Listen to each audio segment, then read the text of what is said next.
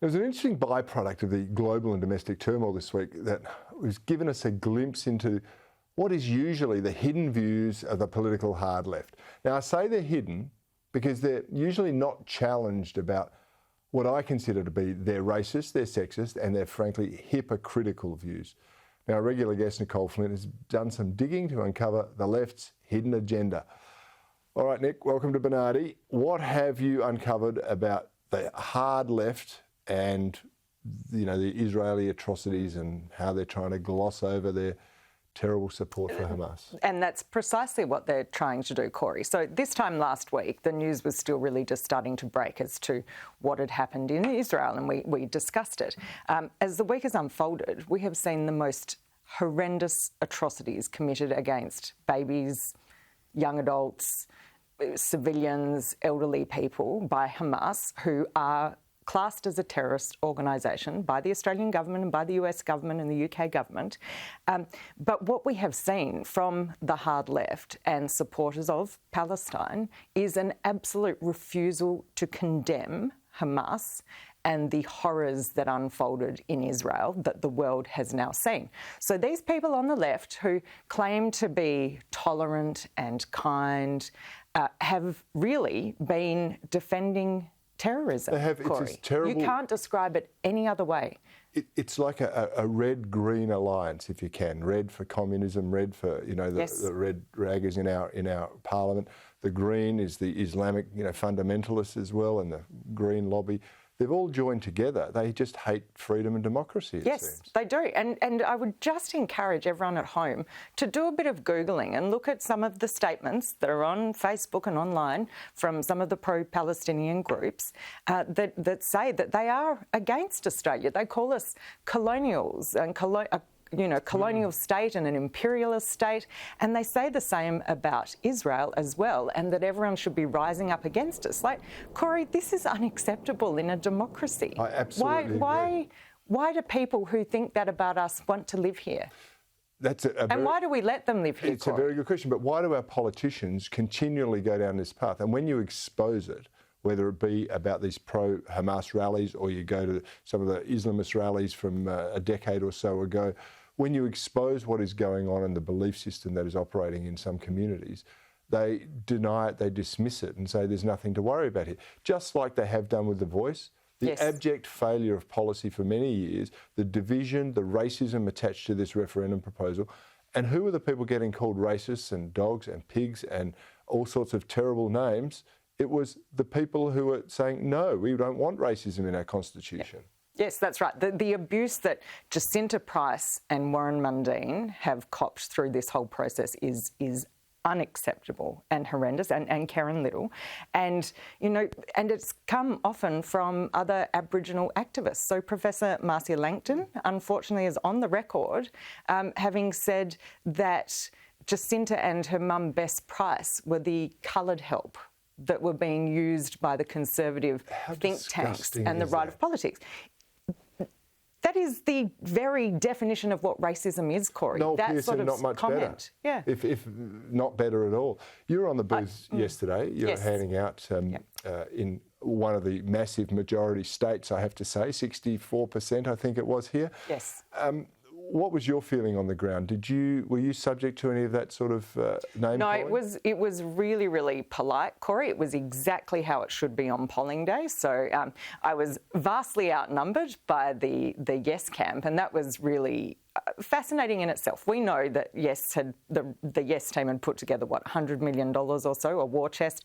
Corporate Australia had tipped in tens of millions of dollars. They got donations from wealthy supporters and things. There were a minimum of 2 Yes volunteers, or maybe they weren't even volunteers, Cory. I wonder how many were actually paid. Left activists, let's call them that. I wonder how many were paid to be on the polling booths. On the second booth that I was on, they had 4 visits from people bringing water and lollies and things. So not only did Yes cover every single booth, and I was there by myself, and I think a lot of No people were there by ourselves. Our resources were spread pretty thin. The No camp didn't have the same amount of money, certainly nowhere near as Yes. We just turned up because we thought it was the right thing to do. the extremely well-resourced, well-organised, well-oiled campaign machine of Yes could not beat common sense from Australians. Australians just seem to get it. There was something wrong with this. The detail wasn't there. Yes. The proposal was wrong.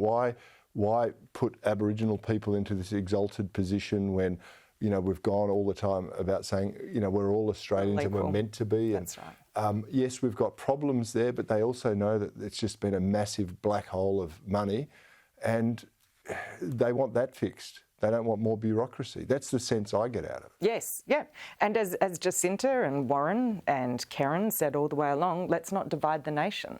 We are all equal. That is the beauty of Australia. And there, two of them are in the parliament. One's been a senior office holder in the Labor Party. They've all had great opportunity, which strikes me about all the people who are getting involved. Had great opportunity. Yes. Somehow they haven't provided those opportunities to some of their own people. I want to ask you a broader question, though. We are seeing, I think, a growth in this sort of division, this racism, this identity politics has been going on for a very long time. What do you think's causing it? I believe we've had a very poor immigration policy. I think that's been exploited by people for a number of years, and I think it's doing us a disservice. But more importantly, what can we do about it now to reunite the country, not just about the voice, but about this pro-Hamas stuff, this Nazi salutes that are going on, the anti-Semitism that we experience, the abject racism?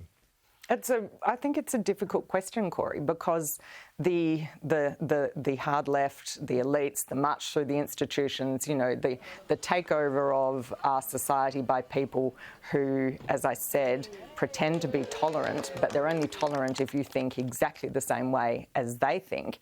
That's a lot to undo. But I honestly, what we have seen, the horrendous displays we've seen, including by some members of parliament, particularly the Greens, in the past week with the horrors that have unfolded in Israel that have been caused by Hamas terrorists. There is no question that has unfolded as it has. I think we have to hold them to account for the manner in which they've conducted themselves, and their colleagues in the state or the federal parliaments where they sit need to be going into the chamber and holding them to account for these views. Exactly. And looking at our legislation to see what we can do to actually properly hold individuals in the community to account if they say things like we saw at the Sydney Opera House in the first pro-Palestinian protest, gas the Jews. It's just revolting. Have we seen any of the Greens? Have we seen Marine Faruqi, who sees racism everywhere, by the way? Have we seen her say anything about this? I haven't. Maybe she has, but somehow I don't. But Cory, how has this happened? There are still people alive who lived through World War II, who escaped Nazi Germany, who survived the Holocaust. Like, how is this possibly happening again? It's just in our society. I just feel so tremendously sorry for our Jewish population in Australia, but in the UK there's been some horrifying images over there of the protests. Right around the world. France, we've got to, as the West, this is a big wake-up call for us. It is. We've got to do something about it. We will discuss that in the coming weeks, I hope. Thanks for joining me tonight.